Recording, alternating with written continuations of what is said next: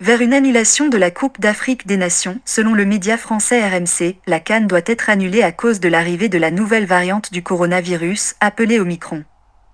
Alors que le doute persistait déjà sur le stade qui devrait abriter le match d'ouverture qui n'est pas encore prêt. En effet, le stade d'Olambé qui était censé être livré au plus tard le 30 novembre n'est toujours pas livré, à moins de 3 semaines du match d'ouverture. Le problème qui se pose actuellement est que les clubs de football ne veulent pas laisser les joueurs africains rentrer soutenir leur pays et relever le niveau de la compétition, et pour cela ils utilisent tous les moyens possibles pour bloquer les footballeurs. On se rappelle encore de cette sortie du coach de Liverpool, Jürgen Klopp le mois dernier qui lors d'une interview traitait la CAN de petit tournoi, en disant au micro, en janvier prochain, il y aura un petit championnat en Afrique. Nous serons obligés de nous battre sur plusieurs fronts avec les joueurs dont nous disposons. Des propos très peu appréciés en Afrique et qui ont notamment fait réagir les internautes qui dénonçaient un manque de respect pour les footballeurs africains et pour la CAN.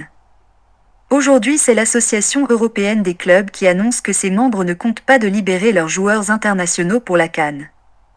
Les tensions montent chez les journalistes et les anciennes footballeurs qui s'indignent à tour de rôle contre cette manipulation et ce manque de respect caractérisé. D'où la réaction de l'ex-capitaine du Togo Emmanuel Adebayor. Il n'y a aucun entraîneur dans ce monde qui m'empêchera de jouer à la CAN. C'est dégoûtant que certaines personnes essaient d'empêcher les joueurs africains de participer à la CAN. Ça devient insupportable la condescendance dont l'Association européenne des clubs et la Première Ligue font preuve à l'égard du football africain. Aux joueurs africains, dirigeants et médias de faire en sorte que ce mépris s'arrête pour de bon. Joseph-Antoine Bell parti au Niger pour un match de gala s'est aussi exprimé sur cette situation. En 2015. Vous vous rappelez de cette affaire où Barcelone avait dû aller à Milan en voiture? Ils n'avaient pas pu prendre l'avion parce qu'il y avait nuages et on n'avait pas arrêté le foot. Et Barcelone est allé à Milan, quitte à perdre, et ils ont perdu. Et ils n'en ont pas fait cas. Le virus est arrivé pas par l'Afrique, mais alors que les stades étaient déjà pleins à nouveau en Europe, la FIFA organisait ces matchs de Coupe du Monde en Afrique sans public et sans que les Africains ne relèvent l'incongruité. Alors, aujourd'hui, il y a un nouveau variant, mais comme tous les précédents, il tue beaucoup plus ailleurs qu'en Afrique. Simplement, ce qu'on entend, c'est qu'on ne va pas envoyer nos joueurs en Afrique. C'est-à-dire précisément là où on ne meurt presque pas. Alors, la question de RFI me donne l'occasion de dire effectivement qu'un événement comme celui que nous allons organiser ici, finalement, est très philosophique et moral. C'est-à-dire que généralement, en faisant quelque chose de bien, beaucoup plus de gens vont en profiter. Si ce que vous faites est bien, c'est surtout quand d'autres peuvent en profiter. Et donc l'événement du Niger avec 35 000 personnes au stade va montrer au monde entier que nous n'attendons pas les professionnels avant d'avoir 35 000 personnes au stade, que nous savons faire, et que les 35 000 personnes ne sont ni contaminées ni mortes. Et donc, que les Européens arrêtent de nous raconter des histoires. Le virus est chez eux, le championnat de France ne s'est pas arrêté, les Anglais ont joué hier, ils vont jouer aujourd'hui, ils vont jouer demain. Selon Claude Cana, historien du football, l'information qu'a laissé fuiter RMC Sport ce matin, selon laquelle la CAF serait en train de réfléchir à l'éventualité de l'annulation de la CAN 2022 au Cameroun n'en est pas une.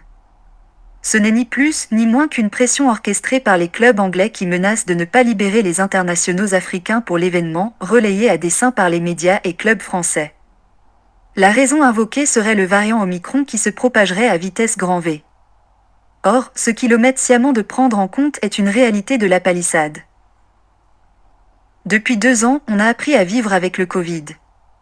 Que ce soit en Europe ou ailleurs, aucun événement sportif ou extrasportif n'a été annulé ces 6 derniers mois pour cause de Covid. Mieux, pendant les derniers matchs éliminatoires de la Coupe du Monde en Europe, on a vu des stades bondés de monde, sans que cela ne choque personne.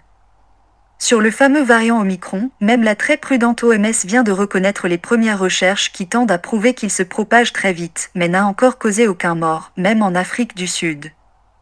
Mieux, sa propagation pourrait être utile dans la progression vers l'immunité collective tant recherchée.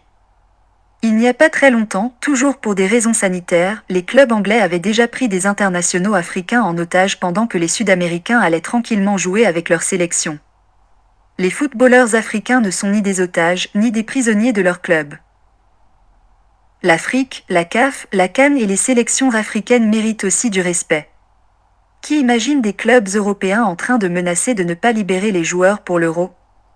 Qu'il soit dit, de façon claire, précise et sans équivoque, la CAF, de son propre chef, n'a ouvert aucune réflexion sur une possible annulation de la CAN 2022.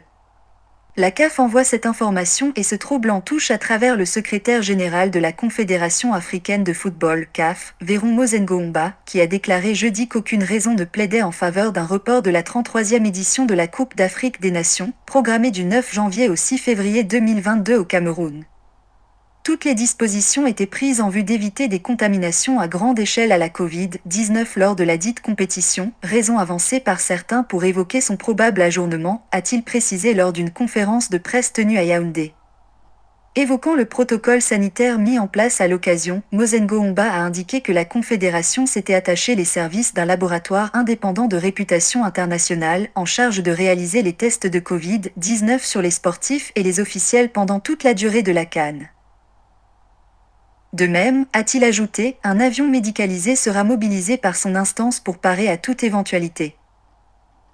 Les supporters ne pourront pas accéder au stade où se joueront les matchs que s'ils sont entièrement vaccinés, présentent un test PCR négatif de moins de 72 heures ou un test diagnostic rapide, TDR, négatif de moins de 24 heures, selon un communiqué conjointement publié jeudi par le gouvernement camerounais et la CAF.